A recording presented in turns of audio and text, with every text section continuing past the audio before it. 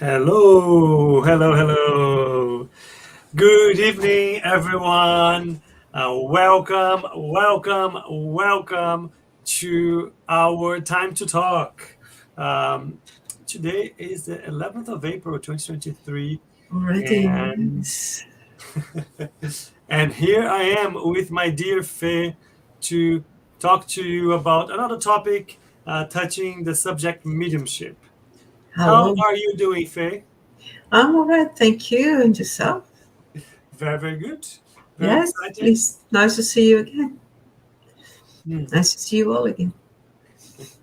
Very nice to be here once again. See? Um, Tea? Oh, yeah, nice. There you go. Hmm. Why not?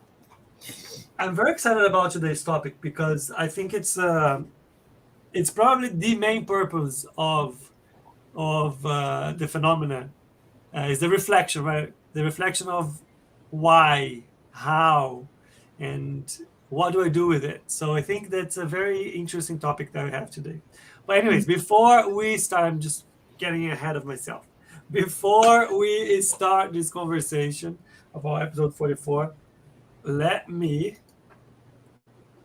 quickly go through our broadcasters. So first of all, Spiritist Society of London, both Faye and myself are members of SSL.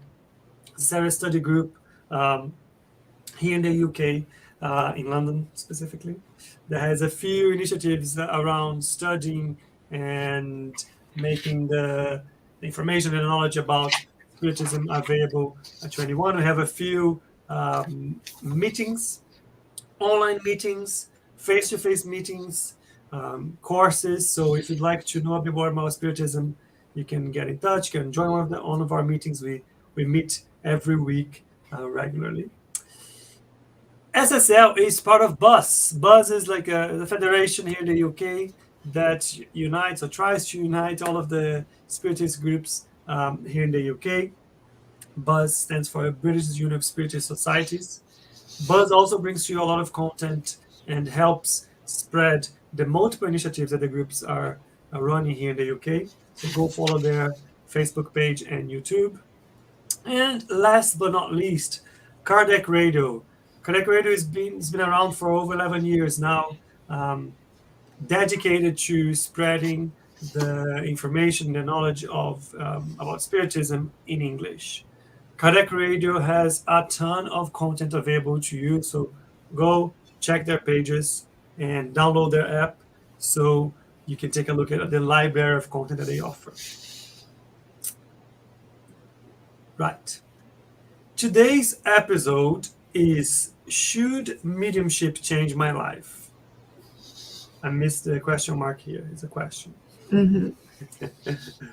And usually, I always say that, right? We start to think about what kind of topic we're going to bring here. The main purpose is to kind of ignite the conversation and questions coming from from you guys. By the way, say hello if you where you are and where you're from.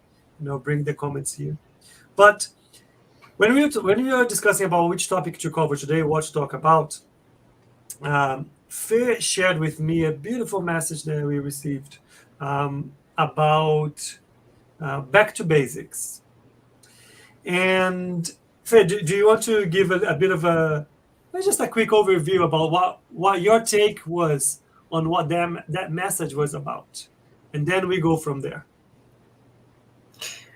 Yes, well, this is an interesting thing. It's an interesting message that reports to the early messages of what even our first from Kardec and Gabriel Delan also said in their time that going back to basics then was not going from starting from scratch in any way. It was for picking up from where they were. It said focusing on the things, on the next steps forward, and sticking to plan, making a plan, observing a few, ethical, moral principles to move on individually and collectively. And it's funny that when quickly, when Deland wrote his book about the study or research about mediumship in the year 1900, mind you, at that time he was continuing the work from Kardec. He was already saying that we've got to move on. I mean, because of the development of knowledge and science and all the huge, brilliant minds that incarnated and were contributing to those fields of knowledge, the very first ideas, it's not that the ideas were obsolete, but no, of course not. But the scientific method of studying was already becoming obsolete, so they had to improve and deepen that research, and that research about how people should evolve as well. And because they said it was about there was an element of perspective, right? Yeah, putting things into perspective without denying what they had already learned. Yeah, and they said, well, there's been a lot of skepticism, there's been a lot of criticism, all sorts of things, but as I said, well, now that we have it's scientifically proven at that time, it's undeniable the life continues, the life goes on. And so far, the communication, the bridge between those souls who have lived on Earth and the ones incarnated. So it's not somebody from a magic world. No, everyone on the same planet, only different dimensions. And assuming that until something different happens, something else is developed, the connection between that's only possible through the work of mediums. We've got to study that, and we've got to improve that. Yeah. Absolutely. So on to you, because I think back to basics is all right. Wrapping up everything that's been done so far. Now what? Yeah. How do we go forward without just perpetuating how we did things until now? I think it's more of like, let's review the way we see things and how we deal with things. I think that's what back to basics meant. And funnily enough, when you mentioned Gabriel Delan, I'm preparing to join the initiative of like studying Delan every month, and I am reading one of two of his books, and it must be the same book that you're reading. You too. It must be the same book that you're reading, or a very similar introduction, because I'm reading a specific one where is his investigation about physical phenomena, materialization, and he starts in the introduction pretty much listing the names of the very well-known, renowned scientists that decided or completely discredited anything about spiritism or spiritualism, and decided to dedicate time to study the phenomena with the intention to prove all of the frauds and how wrong it was. And the conclusion, he has many names, is that any serious scientist that took the time to truly investigate and look into it came out on the other side converted. So I think it's quite interesting to read that. I mean, it's so easy to just bet an eye on a lid on some things and just say, no, I don't believe, it's not, and that's it. And sometimes if you dedicate time to go ahead and investigate and look for it and so on, get involved, you discover that your assumptions were probably mistaken. It's great that you're saying that, because we're reading the same person on different lines of thought. And I wrote down, I copied a sentence here that says, if they're trying to disprove, how can you disprove that? Well, try to prove it's not wrong. And he's saying, well, the thing is, the way we are, the way we think, of going back to basics at his time, is as follows. He says, Spiritism, marching with progress, will never be overrun. And so, because if new discoveries should show it to be in error on any point, it will modify itself on that point. And if a new discovery is revealed, it will be accepted. So there's no way of saying, oh, no, this is obsolete, that belongs to the past. He says, no. Now, how did we go from that specific message about back to basics, in the sense of reviewing how we do things, recalibrating the value that we put to things based on new knowledge, based on new discoveries, based on new findings? How did we get from there to, should mediumship change my life? And I think it probably, hopefully, became a bit clearer now, right? That if you think about the new knowledge that we have, the things that we experience, the development that we go through, if it brings to us new ways of seeing things, interpreting things, understanding things,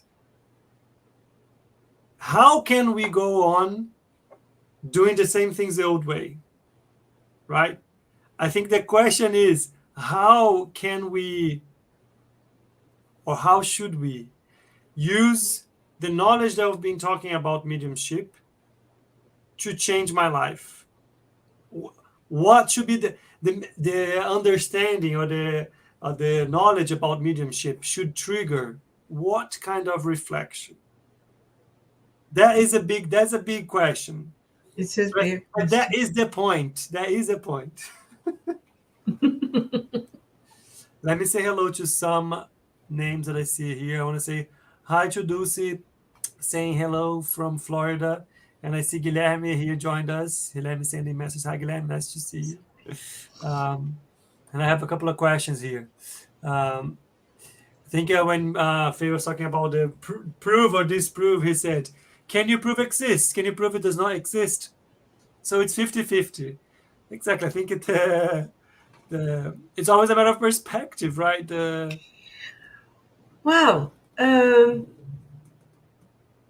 thing is that was I think that has been an honest effort so far. Well, from the beginning, from the start, because when they, and I see that the first masters and all the serious studies, they took the principle that you couldn't argue with the opposition or with atheists or any trend on a philosophical level, because, well, you could, but not it wouldn't be a good start. So they stuck to a scientific process, and by logic trying to establish that, look, there's plenty of scientifically proven evidence the life goes on, And if life goes on, there's a series of values and things that belong to this principle, that go along and develop with this principle. So it doesn't go on in nothingness, without any purpose. So just the fact that there was this sort of evidence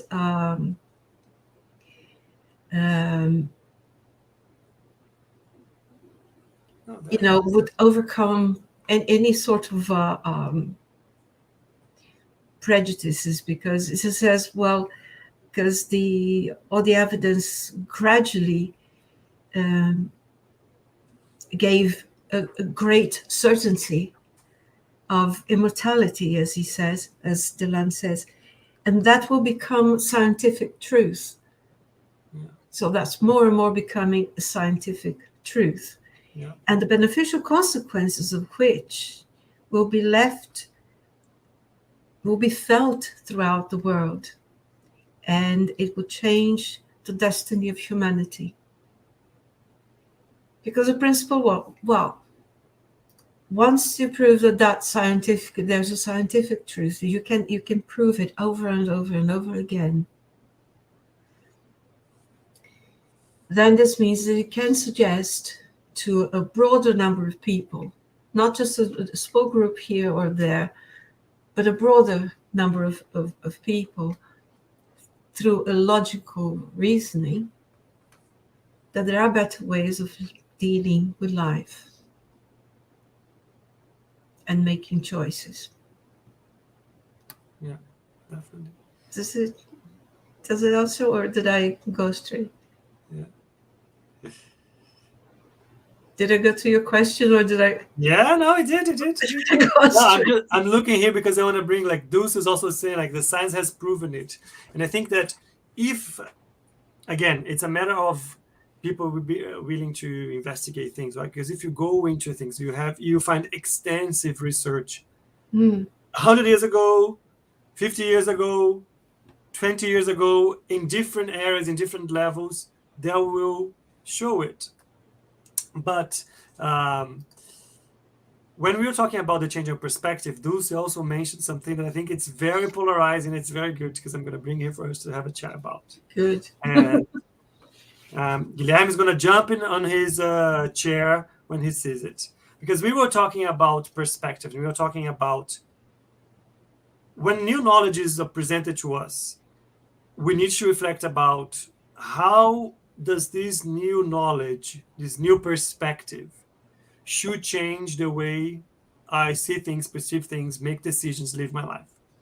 And Dulce mentioned something. She says, 2 dangers. The possibility of change that will get us off the track,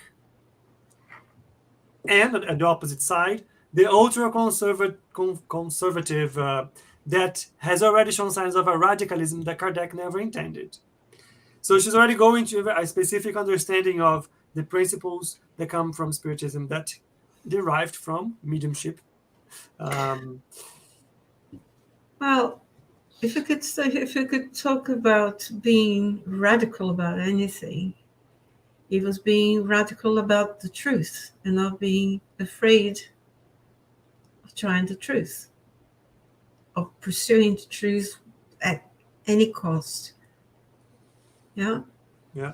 And each time they took a deep breath and a dive to challenge that, the truth arose again, simply clear, crystal clear. Yeah. So because of this thing that I've just read, is the saying, well, if there are improvements, if there is anything new, if there's any point at all, it's proven to be not quite what we thought, and it's proven to have moved on, there is a different take on it, Spiritism will accept it because it's part of the truth. it's not because we don't know it technically that it doesn't exist. We may not be technically ready to understand some things, but we have a duty to improve technically and get to that point. And so far, everyone who's the most prepared people, the scholars who have done that, have come to the same conclusion. Yeah, it's like I said, well, at first, I didn't know that there were atoms. Now we do. I didn't know that there were quarks. Now we do. Still part of the same cell. Still part of the same atom. Yeah, absolutely. Does that change the fact that there are trillions of cells, that we are sets of trillions of cells working in coordination with creation? No. We didn't know that. Yeah. Now, from the moment that we get to know a bit more, there is a responsibility. How can we deny it? How can we deny that? Who's Faye to say, no, forget about atoms. No, forget about quarks. You're all wrong. Me? No, it doesn't make sense, right? No. Progress comes to aid us, to help us, not to. So, and then the question is, well, how or should we change? Well, yes, because based on the same principle that I can choose to accept creation, accept nature, accept the facts, or deny them. Yeah. I'm free to I'm even free to deny things. I'm free to deny that there is a moon outside. I'm free to deny that the earth is round. It will keep rolling round anyway, despite my denial. You know, I can deny. I can say, well, sunlight is actually green. And that's Shakespeare. You would say that the moon is green. Oh yes, the moon is green. But well, you can say it as much as you like. It's green. It's still white. Call it what you like. Yeah. Yeah. I wanna address another part of Dulce's question here, or comment, because I think it makes the beginning when she says the possibility of the new perspective and applying new knowledge that we have, and she says the possibility of change that will get us off the track. And I think the risk should be worth taking. In which sense? In the sense that if you think about Kardec and how he structured the knowledge that was given to him, it was all through questioning. It was all through testing it. And that critical thinking, that questioning's element, that is what will give us or keep us moving forward. That's what will keep us understanding better, understanding more, unveiling things that we didn't know in the past. So we cannot be, what's the word? We need to be careful, right, with things, but not stop trying to figure things out. Figure out the things that we don't know yet. Because it is by questioning the way we do things, or used to do things, or how we know things, is that we're going to find the paths to clarify even further the things that we don't know. The risk is worth, because if we get there and you find, oh no, it's not this, it's not that way, we will know why. We will see why. we will see the consequence, we'll see the impact, we'll be able to know, we need to go back here, this is a better way because of this and because of that. So I think there is an element there of questioning things. Yeah. And I think in this line of thought, I think it's fair to say that choosing this line of thinking, this philosophy of life, this perspective, takes courage, because it's one that doesn't allow us to hide behind any dogmas. There are no dogmas. There are scientific truth that we be totally, fully ready to join and understand, or not so ready, but it's there and free for all. It doesn't belong one or another group. It's for all. It's for humanity on every side. We're talking of humanity as a people living on the surface, with a physical body, but we mustn't forget the others who are still on Earth. Yeah. And they're learning too. Yeah. Very good. I have a set of comments and questions here I want to bring up. I'm going to go back first to the question of the day. Bring it up again. Right. Should mediumship change my life? There are a few questions that came through, and then like short questions that came from Guilherme. I think the first one, to be honest, was I really enjoyed his initial answer, which was yes, for better. And Guilherme, if you care to elaborate a bit more, I'll bring your further answer here. But in order to go back to this question, he asks a few other things that I think are important to bring. And because Faye was talking about truth, and the pursuit of truth should be always, we should be radical about the pursuit of truth. And then Gans about what is the truth. And when we're talking about mediumship, the truth that is behind mediumship opens such a vast area for exploration, because it is the truth of life after death.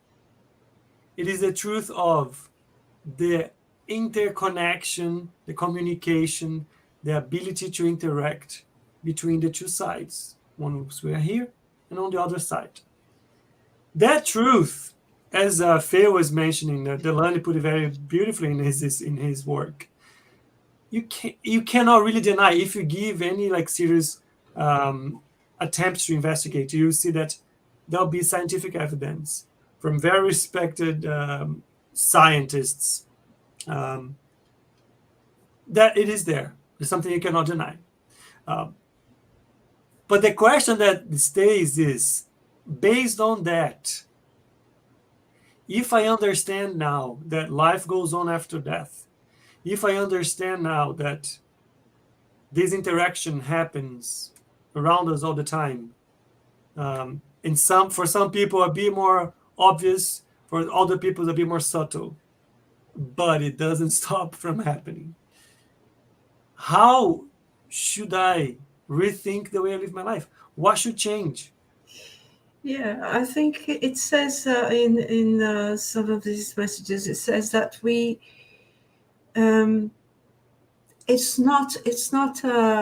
we shouldn't take the position of being too boastful, too pride, or so humble that we don't value our own progress. It says we need to activate the correct mechanisms of reading and learning, not only to keep a good value of the messages, of the lessons that we have, but also as a strong source of self-preservation and compassion for the spirit who we are. So is being compassionate towards others as to ourselves. And if you remember that it was Jesus who said that, love thy neighbor as thyself. So don't forget yourself. If there is charity, if there's compassion towards others, it's got to be about ourselves as well. Because we come from centuries of traditions of self-denial. Everything to the others, that's charity. I don't matter. I'm only a servant. I can only be a good servant if I'm well preserved as a good servant to be good to others. If I don't feel, if I don't exercise understanding and compassion and understanding the depth of my own feelings, how could I possibly relate to the feelings of others? And if I don't pay attention to what is going on with others, how could I possibly understand my own? So being a medium, I think, doubles the experience, to say the least. Because we are interacting with two spheres, with two dimensions of people who still have perceptions and feelings and memories, good habits and bad habits, good lessons and bad lessons learned. And what we know, if it's from the logic that creation, that our Father, our Celestial Father, is a good, loving Father, he wouldn't wish to have anyone set aside, ostracized for whatever reason. So if it's true that we are here to walk, move forward as mediums, we need to be prepared to help others move forward. And that's the point.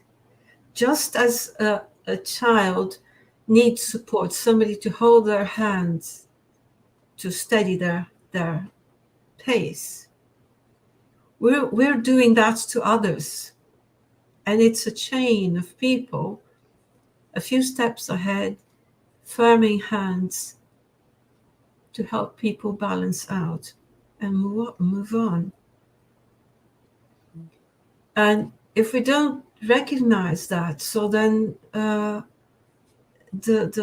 gift of possibility is being wasted, I think. I see, when I reflect upon this question, first of all, let me say hello to Stephen. Hi, Stephen. Nice to have you with us. Hello, Stephen.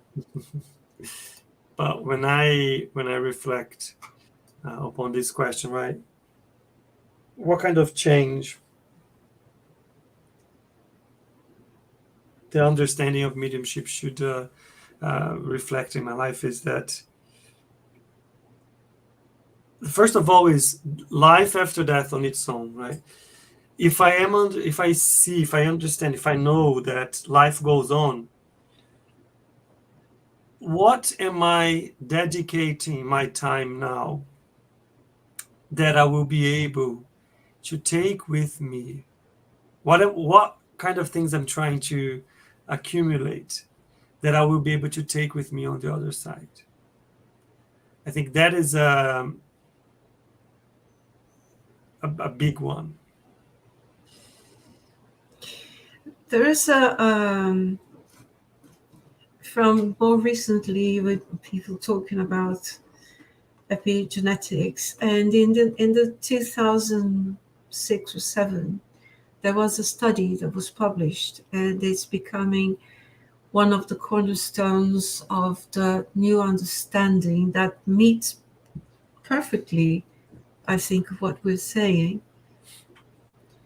But it's an understanding, and it's called the biology of belief. And what is the biology of beliefs if not that same principle of saying that we need to calm our soul and body and understand what we do to them, and how we struggle against them, against what feels natural, what feels logical, of what feels intuitive. Why are we struggling against against intuition, for example? Why? Yeah. And I lost track. Sorry. It's okay. Yeah, we'll get back to you. I have other things and the other reflections that when I think about this question that come to mind. Well, I think the life after death is one of them, but from the mediumistic perspective, you were talking about intuition, right, and ideas, and I think it goes even beyond that, because the more you understand about mediumship, the more you understand the connections, that the influence that the spirits might have on you, that it's not only on your mind, it's also how you feel. I mean, it is through your mind, right? But it reflects on how you're feeling. And you can understand and identify when you are going through something that is actually coming from you or not by being aware of how you think, how you feel when something that might not be a specific reason for that specific thought or that specific feeling. Mm-hmm. And you can identify that might be a suggestion from the other side. And not only understanding that it is a suggestion or not, but more importantly, why am I susceptible to that suggestion? Yeah. Right? Why do I link with that specific thought? Why do I link with that specific feeling? Why those things happen? And how can I change that? If it's not something that I want to do, to keep, if it's something that I need to learn from, what do I need to do to change that? What do I need to do to transform that into something else? And what for? Yeah. Isn't it? So would it be to choosing what side of life, or what side of where we would like to be? Is it because I suppose people they need this feeling of belonging, of being purposeful, having their lives purposeful, and I think once all this information and all this experience and this perception is clear, is undeniable, I would say that the next question is, all right, what do I do with it? Why do I see this? Is it just for my entertainment? Hardly. Mm-hmm. Why would nature and creation bring this to me? It's just for me to say, oh yeah, that's pretty. Why?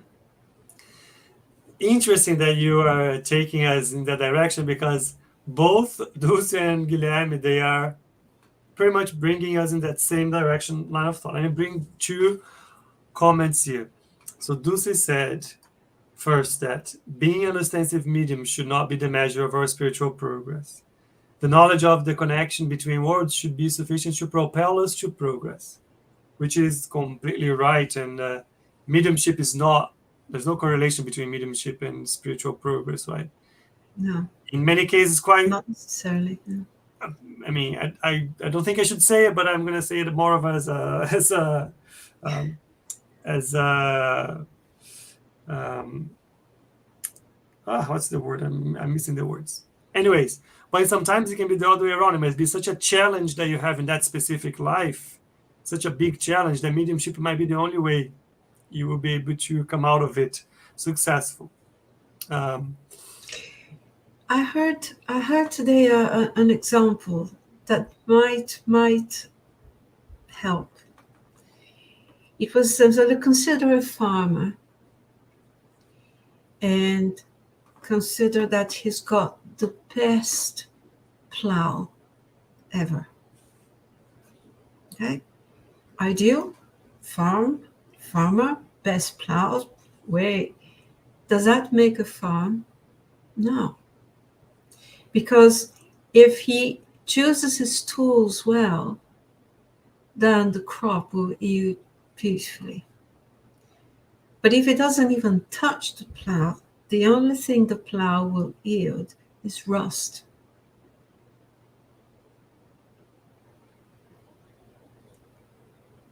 Yeah. And I like that. Yeah, no, it's amazing. I think it's a great image. Yeah. So being an ostensive medium, yes, for what? For self, for our gratification, for what? What do we do with it? And I think that's where her second sentence comes, right? Knowledge of the connection between the words should be sufficient to propel us to progress. Propel us to progress is beautiful. It should put in a frame. Right. And what you call progress? I call it even a tiny change. Yeah. Even a tiny change. A tiny change may be result of a huge effort. You know, we don't quantify that. We can't just say, oh, this is a big change or a tiny change. It doesn't matter. It's a change. That is a step forward. Yeah. Yeah. I mean, I'm assuming it's a positive change. Yeah. Well, you mentioned something that is quite nice, which is the size of the change, right? I think sometimes we get stuck into looking at like the big things. Oh no, I need to, revolutionize the way I live my life. And in reality, change doesn't come like that. Yeah. It's small steps, small things. Today I'm a little bit better. Today I resisted this. Today I prioritize something else. It's just small things. And the domino effect that it has in small things as well to others. And yeah. I would add, believe the change. Believe it. Because it doesn't matter. It's a big effort for a tiny, but the effort has brought a change. Believe that. Move on, because that's going to accumulate. That's going to add up. Guilherme brought us, again, also in the same direction that you and those were doing, bringing that from like the medium who has ostensive mediumship perspective. Yeah. His question is provocation. That's the word I wanted. Provocation. Yes. There you go. It's a fitting word for him. Which are the exposures that mediums have that will improve their own lives? Before you say anything, let me just say, I would just put a quick caveat here. The exposure itself, it's not necessary to improve their lives, right? I think it's what they do with what's being open to them in terms of knowledge. Go, Faye, you're going to say something. I would say the exposure to any charitable action. To what sort of exposure? Even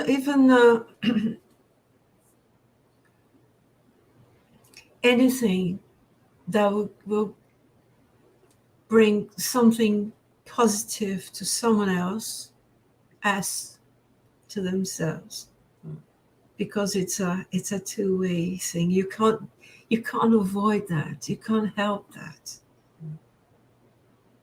You cannot, and that's the thing. You cannot do something good without receiving something good in return, intended or not. It just happens. It doesn't matter if the object of your action didn't seem to acknowledge, thank you. You know it's been done. That's it. That's good enough. Yeah.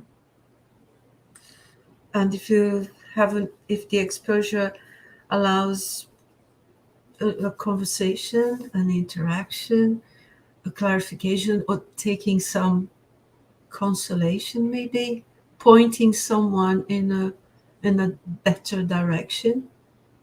It might not even be the ideal, but something better than where they are. I'm talking about small things, small increments to this exposure. Not even being exposed to the grand blessings and all that. Oh yeah, that's wonderful. But can I share a bit of my own experience? please.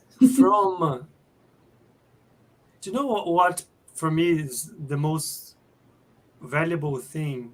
Being very selfish, and I think from a selfish perspective, from a medium's perspective as well, is we know we are in a planet where there's still a lot of suffering, right? There's still a lot of is a planet that is marked for the problems that we need to go through, because we need to correct things and learn things. Unfortunately, we only learn things the hard way for now. So it is a planet marked by suffering on this side and on the other side. The value that I get the most from having participated in mediumistic sessions is how eye-opening it is to see how the spirits on the other side, how they share their experience, the tribulations that they went through, the problems they went through, the decisions they made, and how that has affected them on the other side in a way that they did not know, in a way that they did not expect. And in so many of those ways, I can connect in terms of, look, I do things in certain ways that should be doing different ways. I think, have some ideas, I make some decisions, I act that that I know I shouldn't. And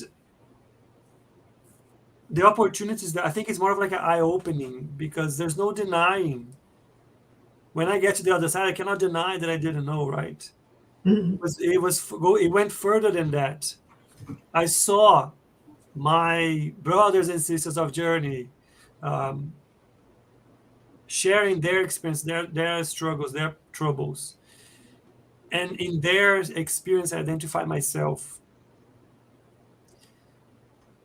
And that's, again, it goes back to the reflection, right? If you're not reflecting upon what is presented to you, every single lesson that comes from their experience, it's not for them, it's for me. I need it. Yeah. Yeah, I see what you're saying. Do you know what I mean? I think that for me is such a big one. I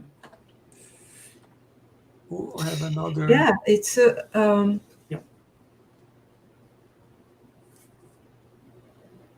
It's not, when we say that the way the ways to serve is to help and serve. It's because we're being helped as well. We need this opportunity to help. It's not only thinking that the other people need our support. We need that chance too. Yeah. So it's sorry. Okay. Have a sip of your tea. Want to say hello to Marco, who joined us, and say that hi Marco, nice to see you here.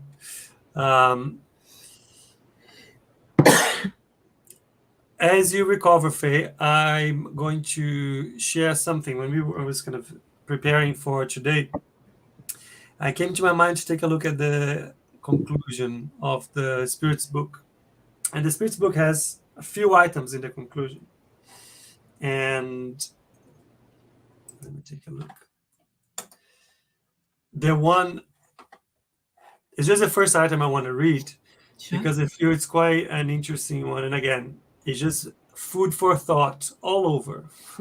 Yeah. Let's read together. So let's say this is the Spirit's book, and then look at the conclusion, right? The first one. Those who know only magnetism by the little magnetized toy ducks that are made to swim around in a basin of water would find it difficult to understand that this little amusement contains the secret of the mechanism of the universe and of the movement of worlds. The same applies to those who only know Spiritism by the entertainment of table turning. They see it as no more than an amusement, a pastime at social gatherings, and they do not understand how such a simple and common phenomenon, known to antiquity, and even to semi-primitive cultures, could be connected in any way with the most serious problems of the social order. In fact, to the superficial observer, what connection could a turning table have with the morality and future of humankind? And yet, whoever would take the time to reflect will remember that from a simple pot whose lid is lifted by steam, an event that has also occurred since antiquity, emerged the powerful steam engine we use in order to cross space and go great distances. So, likewise, all of you who do not believe in anything beyond the material world should know that from the table turning that elicits your disdainful smiles, an entire science has emerged, as well as the solutions to problems that no philosophy has ever been able to solve. I appeal to all sincere adversaries and ask them to state whether they have done the work of studying what they criticize, because criticism is only valuable when the critic understands the subject. By ridiculing something that we know nothing about, something that we have not probed with the scalpel of the conscientious observer, we are not criticizing but instead approving our shallowness and poor judgment ability.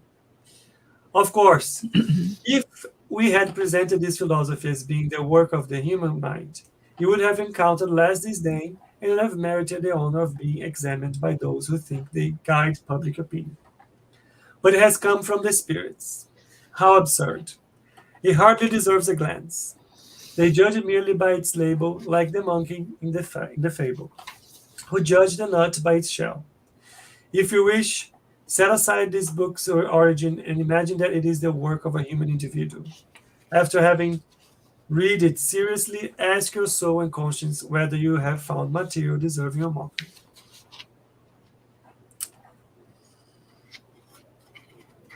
I do like the parallel with the kettle, right? With the boiling pot, with the steam.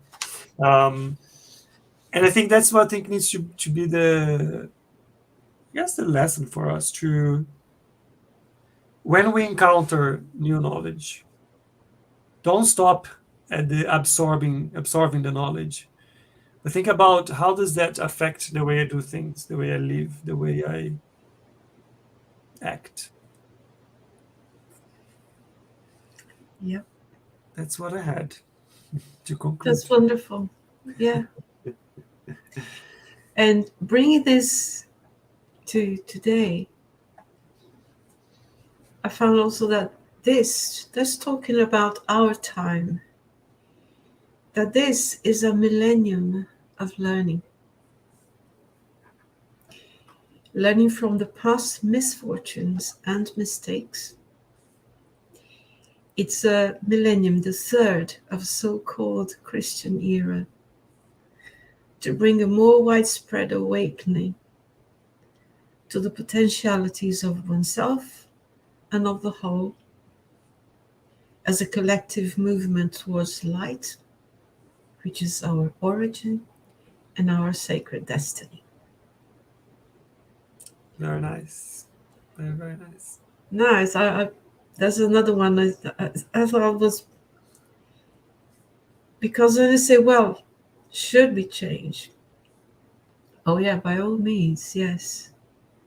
Because it's been millennia of misfortunes and mistakes that we've all learned from. We know we can point out where the mistakes are or were. So if we know what didn't work, we've got half of the way the work done towards doing make things work. Yeah.